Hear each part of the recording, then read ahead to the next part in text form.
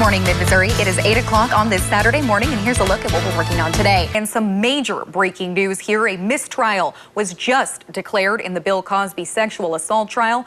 Jurors say they are deadlocked for the second time. A gunshot victim is in the hospital with non-life-threatening injuries after a shooting in Northeast Colombia. And President Trump is back in the U.S. this morning after a successful trip in Paris. The president tweeted that he and French President Emmanuel Macron had, quote, great conversations. One person is dead after a triple shooting in East Colombia. ABC 17's Kirsty Crawford joins us live from the scene at the break time on East Broadway. And Kirsty, I gotta be able to get outside at some point. It's just gonna be beautiful. You brought LA to Missouri with you, and I really appreciate that. Thank you so much. I'll take that. All right. Now, in these three particular cases, they say that a violation does exist because of these weeds and overgrown grass that you're seeing here where I'm standing. ABC 17's Kirsty Crawford joins us live from that Eagle Stomp now. And Kirsty, the Eagle Stomp was closed off this morning. We saw lights off and gas pumps off around 2:30 a.m. And overnight, no one is apparently hurt after a fire at an apartment complex in California, Missouri. Now, take a look at this. A viewer sent us this photo on Facebook. Scary stuff. Yeah, Joey, I'm actually standing on top of the bridge right now. This is just over the Moreau River, and you can see behind me just how incredibly steep this area is and how big of a drop that is into the water.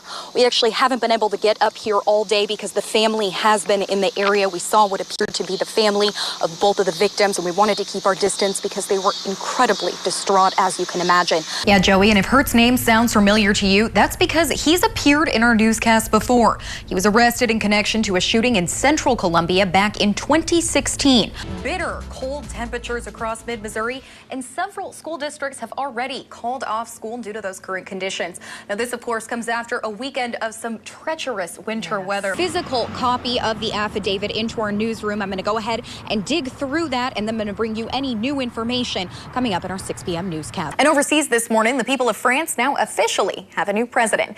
The city of Columbia could possibly owe a previously convicted murderer more than $200,000. Ryan Ferguson was convicted, then later acquitted in the murder of the former Columbia Tribune sports editor. Now, that's when a driver in the northbound lane, which is the lane that's farthest from me right now, crashed into that teen because she didn't have any time to stop. News this morning to begin with on ABC 17 News. We're going to start with some breaking news in Boone County. Guys, yeah, Marissa and Joey, this is a pretty big deal. We've been waiting for months to see how the UM system budget would finally shape up, and now we're going to get an answer. The university needs to invest in programs of excellence. Part of this process was identifying those programs and then figuring out how they can reallocate resources. Now, I had a couple graphics. I want to show you a breakdown of some of the major areas impacted. Now, take a look here. In the School of Business, MU is saving money in salaries thanks to 4 people who are recently retired or resigning. And we are also continuing to monitor power outages this morning. Right now, more than 400 people are without power in Columbia. And we also know 446, it looks like. We actually have not been able to pull this up all morning because we were part of that power outage. Yeah, absolutely. I was going to say just even read a book outside since the temperatures are going to be just a little bit more comfortable than normal. And this morning, Missourians are waking up to some new laws after the end of the legislative session last night. Democrats say the Republicans have set a record for the fewest number of bills passed in a regular session in state history. Republicans, however, say quality is more important than quantity. Now, the highlights of what passed include Real ID, which means Missourians can now get a federally compliant license that will let you get on an airplane. Senate Bill 43 passed as well. That makes it harder to prove workplace housing and discrimination in court. A bill that prohibits local governments from enacting minimum wages higher than the state's minimum wage also made it through at the last minute. But ethics reform failed to limit lobbyist gifts to elected officials. Lawmakers will reconvene in September for the veto session. Yeah, believe it or not, decreased state support for higher education is not exclusive to Missouri. In fact, it's a growing trend across the nation. So I decided to dig into the question of who should pay for higher education, the state or the student. I can tell you this much, it is not an easy answer. Sam Willow is a junior at Mizzou who's studying political science. He says he chose to attend MU because the cost made it the most practical option. Still, he will graduate thousands of dollars in debt. It's terrifying. I mean, my dad is still paying off his student loans from law school, so, and the price has only gone up. and a law degree has become worth less. Sam Story speaks to a greater trend across the nation as the burden of paying for higher education shifts from the state to the student. Lower levels of state support that lead to higher tuition is a phenomenon that we're seeing all across the United States. Statistics support what President Choi is saying. Since the recession in 2008, state spending per student has decreased in almost all 50 states. President Choi says he expects about $30 million in state funding to be cut from the UM system's core budget. A $30 million cut is a significant cut to our budget. It represents, in essence, eliminating half the funding for UMSL that comes from the state. At Mizzou, it represents eliminating the School of Engineering and the School of Business. There are a handful of states that have been hit with larger cuts, but our numbers are nothing to celebrate. In fact, the UM system says Missouri ranks 46th in per capita funding for higher education. In our neighboring states, per capita state spending is significantly higher. Missouri is also lower than the national average, but that hasn't stopped legislators from putting higher ed funding on the chopping block. Medicaid is the largest component of the state budget. We've tried to make higher education a priority.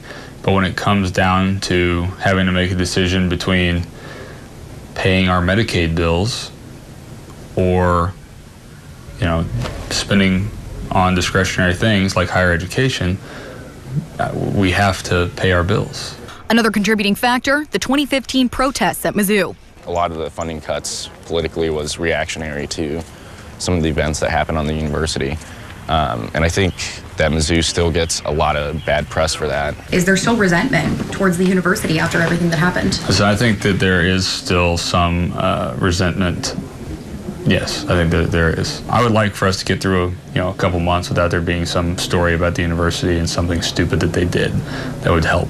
If the resentment is shared by cutting our budget, I'd like to ask you to reflect on the impact to our students. In his first president's report last week, Dr. Choi said he estimates the UM system's economic impact to be between $3 and $4 billion. So who should pay for higher education? That all comes down to who you ask. The state support for higher education institutions is optional, quite frankly.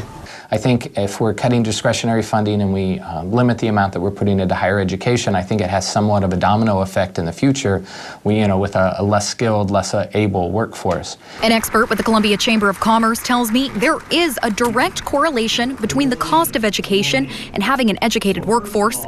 Meanwhile, students and parents are feeling the effect as the state works to balance its budget. Unless something drastically changes soon, we're going to only see this get worse. So maybe we need to look at a better way to fund higher education. Maybe the best way to do that is to empower the students through scholarships to make the decisions.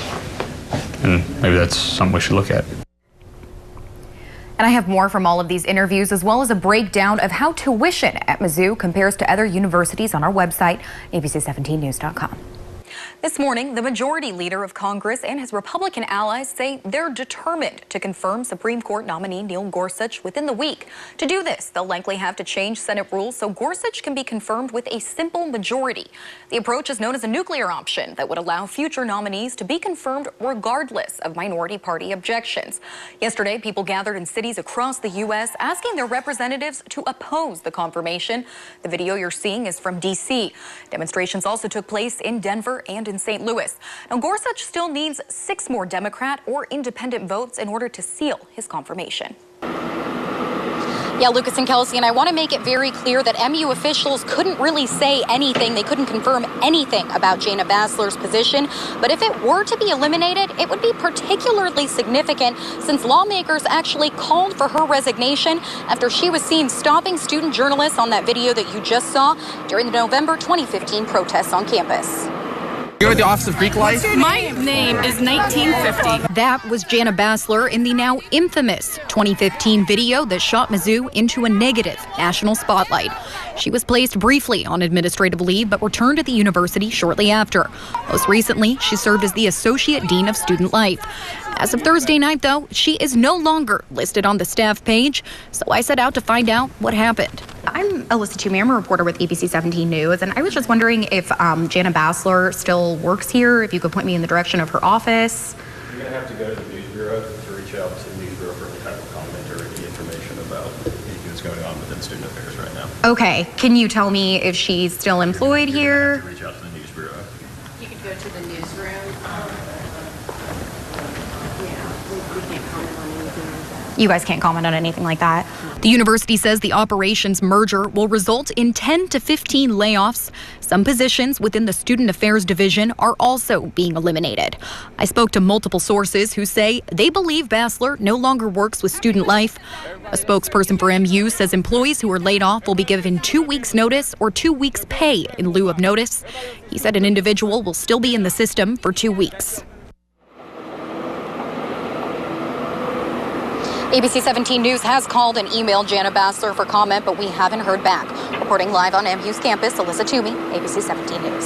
Yeah, Joey, actually just within the last 45 minutes or so, Jana Bassler texted me back and told me that she's, quote, trying to sort things out right now and provide a perspective that will be open and honest. She said at the moment, she's not in a place to comment. Now, Bassler is just one of the positions that could be eliminated within the Division of Student Affairs. A post on Mizzou's website that you see on your screen there says they don't know how many positions are being eliminated, but this is all part of a major shakeup in the division. We told you yesterday Student Affairs will move more than 100 facility staff to the Division of Operations in an effort to save more than $1 million. An MU spokesperson couldn't confirm which employees are being let go, but says employees who are laid off will be given 2 weeks notice or 2 weeks pay in lieu of notice. Now, I'm of course going to continue to follow this story, and I'll bring you any new updates on those layoffs. Joey?